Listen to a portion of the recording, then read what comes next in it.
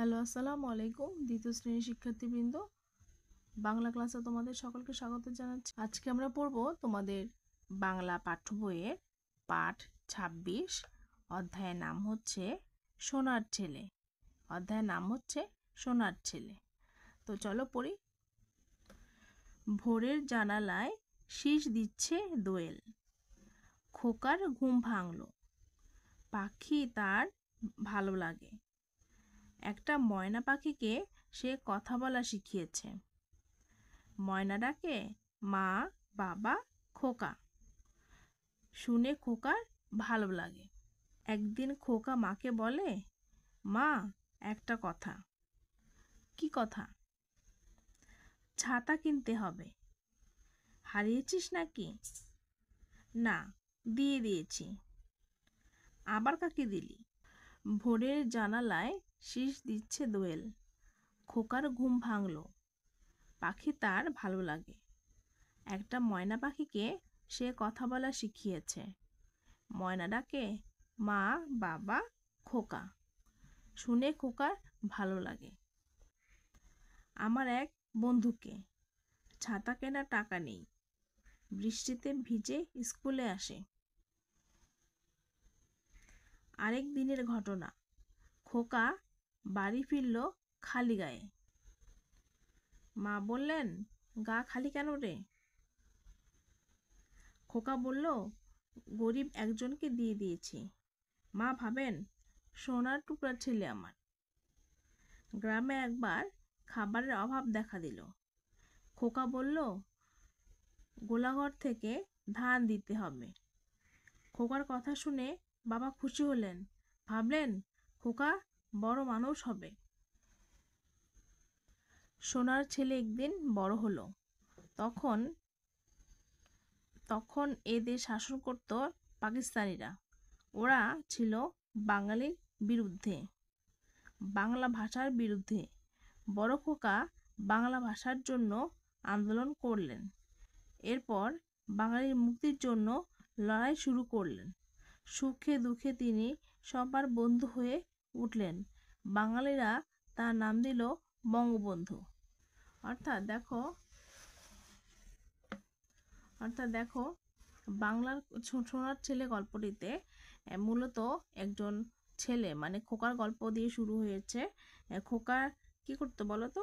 খোকা তার ছাতা তার বন্ধুদেরকে দিয়ে দেয়, তারপর তার জামা দিয়ে দেয়, তারপর তাদের ধান দিয়ে দেয়। সব কিছুতেই খোকার অনেক খেয়াল, এবং বাবা মা তার এই কাজের জন্য অনেক খুশি এবং বলেছে। এবং তিনি এক সময় যখন বড় হলেন তখন সব দুঃখে সুখে তিনি কি করতো, সবার বন্ধু হয়ে উঠতেন। এর জন্য সবাই তাকে নাম দিয়েছে কি, বঙ্গবন্ধু। অর্থগুলো আমরা পড়ে ফেলি।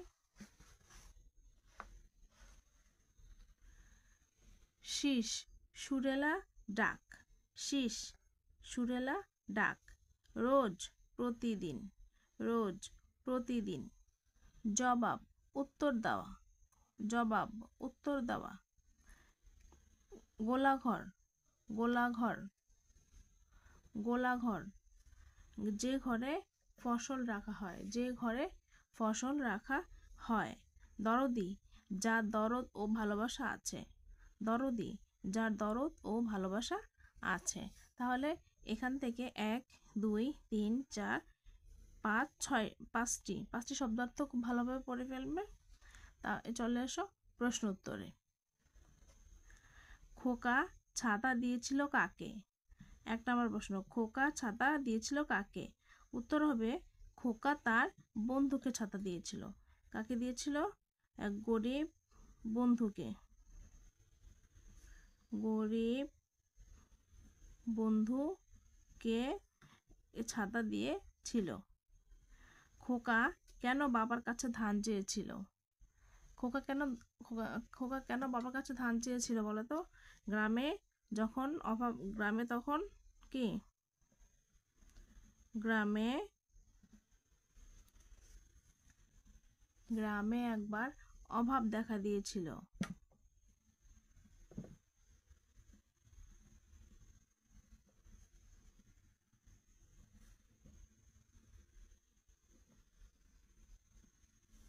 গ্রামে একবার অভাব দেখা দিয়েছিল, এই জন্য বাবার কাছে খোকা ধান চেয়েছিল। কারা বাঙালি ও বাংলা ভাষার বিরুদ্ধে ছিল? কারা? এটা হবে পাকিস্তানিরা। পাকিস্তানিরা। খোকার নাম বঙ্গবন্ধু হলো কেন? খোকার নাম বঙ্গবন্ধু হলো কেন? এই দেখো, সুখে দুঃখে তিনি সবার বন্ধু হয়ে উঠলেন। বাঙালিরা তার নাম দেন, নাম দিল কি? বঙ্গবন্ধু। তাহলে দেখো, 4টি প্রশ্ন বলে দিয়েছি, তোমরা লিখে লিখে পড়ে ফেলবে। তারপরে আছে পাঠ 27, স্কুলের মাঠে। স্কুলের মাঠে দেখো, বইতে 4টি ছবি দেওয়া আছে, ছবিগুলোতে নামও দেওয়া আছে। এটা হচ্ছে দৌড় দেওয়ার ছবি, ছবিতে দেখাই যাচ্ছে এটি দড়ি লাফের ছবি এবং দীর্ঘ লাফ, এবং এটা হচ্ছে মোরগ লড়াই। দেখি তোমাদের বইতে কি লিখেছে। স্কুলে খেলাধুলার প্রতিযোগিতা হবে, সবাই খেলার মাঠে জড়ো হলো। তিথি খুব খুশি, তার খেলতে ভালো লাগে। শিক্ষক বললেন, চলো কিছু খেলার সাথে পরিচিত হই। তাহলে কি হবে? স্কুলে খেলার প্রতিযোগিতা হচ্ছে, সবাই কি করলো? সবাই মাঠে চলে এলো, সবাই মাঠে একত্রিত হলো। তিথি একটি মেয়ের নাম, ঠিক আছে? তিথি খুব খুশি, তার খেলতে ভালো লাগে। শিক্ষকও বললো কি, চলো খেলার সাথে আমরা পরিচিত হই। তাহলে কি কি খেলা আছে? দৌড় খেলা, দড়ি লাফ, দীর্ঘ লাফ, মোরগ লড়াই, বিস্কুট দৌড়, বল নিক্ষেপ। তাহলে কি কি খেলার সাথে পরিচিত হলো বলো তো? দৌড়, দড়ি লাফ, দীর্ঘ লাফ, মোরগ লড়াই, বিস্কুট দৌড় এবং বল নিক্ষেপ। শিক্ষক কি বললেন? দেখো তো, শিক্ষক বললেন, এবার নিচের ছকটি দেখো, খেলায় অংশ নেওয়ার জন্য ছকটি পূরণ করো। দেখো, এখানে একটি ছক আছে, ক্রীড়া প্রতিযোগিতা। তার মানে এটি একটি ক্রীড়া প্রতিযোগিতা অংশগ্রহণ করার জন্য কি একটা ফর্ম, এই ফর্মটা বা ছকটি পূরণ করতে হবে। প্রতিযোগিতার নাম লিখবে, যে খেলা দিবে তার নাম। আমি ধরে নিলাম প্রতিযোগীর নাম হলো তিথি, আমি একটা আনুমানিক নাম ধরে নিলাম তিথি। তাহলে শ্রেণী কি হবে? দ্বিতীয় শ্রেণী, দ্বিতীয়। শাখা ধরে নিলাম ক শাখা। রোল নাম্বার ধরে নিলাম 10। এখানে তোমার নিজের নাম লিখবা, তোমার শ্রেণী লিখবা, শাখা এবং নিজের রোল নম্বর। দেখো, আরটা আছে, কোন কোন খেলায় অংশ নিতে চাও? তুমি কোন কোন খেলায় অংশ নিতে চাও? যেমন দিলাম দৌড় খেলা, বিস্কুট খেলা এবং কি বল নিক্ষেপ খেলা। ঠিক আছে, 3টা দিলাম আমি।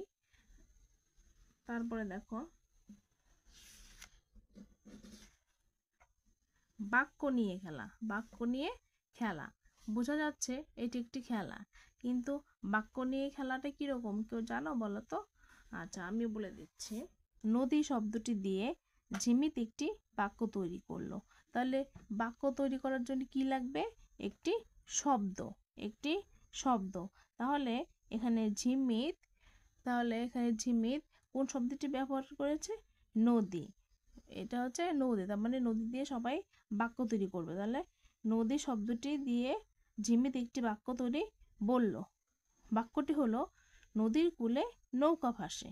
নদীর কূলে নৌকা ভাসে। ঝিমিত এরপর মিলিকে বলল, নৌকা দিয়ে একটি বাক্য বলো। নৌকা দিয়ে একটি বাক্য বলো। অর্থাৎ ঝিমিত নদী দিয়ে একটি বাক্য তৈরি করলো। কি কি? নদীর কূলে নৌকা ভাসে। এই যে নদীর কূলে নৌকা ভাসে, এর মধ্যে থেকে আরেকটি শব্দ নিয়ে অন্য একজন বাক্য তৈরি করতে হবে। এজন্য মিলি কি করলো? মিলি বাক্য তৈরি করলো। মিলি বলল, নৌকায় করে বাড়িতে যাই। নৌকায় করে বাড়িতে যাই। তারপর দেখো, তারপর মিলি বাড়ি গিয়ে রাফিকে একটি বাক্য বলতে বলল। রাফি বলল, বাড়িটা অনেক পুরনো। বাড়িটা অনেক পুরনো।